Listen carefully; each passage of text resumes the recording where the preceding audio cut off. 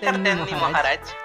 আজ যদি কিছু মোহর পুরস্কার দিতেন তাহলে ওই বাজার থেকে একটা ইলিশ কিনে নিয়ে ঘরে যেতাম মহারাজ। কয়েকদিন ধরেই মনটা বড্ড ইলিশ ইলিশ করছে মহারাজ। এই সুযোগ এই উপায় গোপালকে যোগ্য করা যাবে।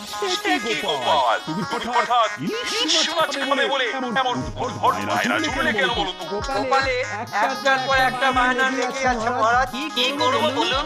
একবার যখন নাকে গন্ধ এসেছে তখন সাবধান গোপাল, চেপে রাখো তোমার নাক, না হলে ইলিশ কিনতে কেটে যাবে তোমার টাক। সত্যি সভাকবি, এতে থাকুক তোমার ছন্দ। আগে সবই ওই ইলিশের গন্ধ। বাহ বাহ বাহ, আমি মুগ্ধ। এই নাও তোমার পুরস্কার।